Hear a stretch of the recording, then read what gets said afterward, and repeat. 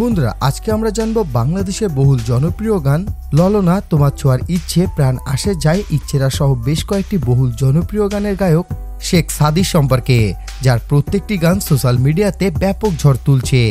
তবে বন্ধুরা, কে এই শেখ সাদী, তার পরিচয় বা কি, তার ভালো নাম বা ডাক নাম কি, গানের পাশাপাশি তিনি আর কোন পেশায় নিয়োজিত আছেন, তার জন্মস্থান, জন্ম তারিখ, বর্তমান বয়স, মাসিক ইনকাম, গাড়ি বাড়ি, লাইফস্টাইল সম্পর্কে সংক্ষিপ্ত তথ্য জানবো আমাদের আজকের এই ভিডিওতে। তো বন্ধুরা, দেরি না করে চলুন ভিডিওটি শুরু করা যাক।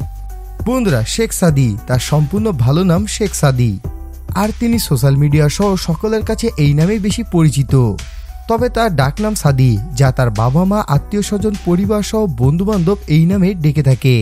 তিনি 7 ডিসেম্বর 1998 সালে বাংলাদেশের গাজীপুর জেলার টঙ্গীতে জন্মগ্রহণ করেন, আর সেই হিসাবে তার বর্তমান বয়স 26 বছর। তার জাতীয়তা বাংলাদেশি এবং তিনি একজন ইসলাম ধর্মের অনুসারী ও একজন মুসলিম। তার উচ্চতা 5 ফুট 11 ইঞ্চি ও শরীরের ওজন প্রায় 70 কেজি। তিনি Uttara high school and college থেকে এসএসসি ও এইচএসসি পরীক্ষা দিয়েছিলেন। বর্তমানে তিনি ইন্ডিপেন্ডেন্ট ইউনিভার্সিটি বাংলাদেশে বিবিএ পড়ছেন। আর লেখাপড়ার পাশাপাশি তিনি একজন পেশায় সিঙ্গার ও ইউটিউবার। তার গাওয়া বহু জনপ্রিয় গানগুলোর মধ্যে অন্যতম হল ললনা তোমার ছোঁয়ার ইচ্ছে প্রাণ আসে যায় ইচ্ছেরা সহ আরও 10টিরও অধিক গান রয়েছে। তবে বন্ধুরা, এর মধ্যে তার গাওয়া ও লেখা ললনা গান দিয়ে তিনি জনপ্রিয়তা অর্জন করেছেন এবং সবার নজরে আসেন। তিনি নিজের গাওয়া গানের পাশাপাশি বিভিন্ন মিউজিক ভিডিওতেও মডেলিং করে থাকেন। বন্ধুরা, শেখ সাদী তার ইউটিউব চ্যানেল শেখ সাদী ও সাদী টিম নামে 2টি ইউটিউব চ্যানেল সহ তার ফেসবুক পেজ, টিকটক, ইনস্টাগ্রাম থেকে প্রতি মাসে 1 থেকে 3 লক্ষ টাকা পর্যন্ত আয় করে থাকেন। বন্ধুরা, শেখ সাদীর নিজস্ব কোনো গাড়ি না থাকলেও তিনি বেশিরভাগ সময় বিলাসবহুল গাড়িতে চলাফেরা করেন। তবে টয়োটা এলিয়ন 2015 মডেলের একটি সাদা গাড়িতে তাকে বেশি চলাফেরা করতে দেখা যায়, যার বর্তমান বাজার দাম 35 থেকে 40 লাখ টাকা।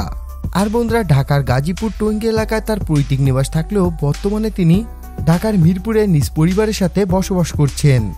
বন্ধুরা, বর্তমানে তিনি সিঙ্গেল থাকলেও সম্প্রতি নায়িকা পরিমণির সাথে তার সম্পর্ক নিয়ে গুঞ্জন উঠেছে, যা নিয়ে বর্তমানে সোশ্যাল মিডিয়া ব্যাপক ঝড় উঠেছে।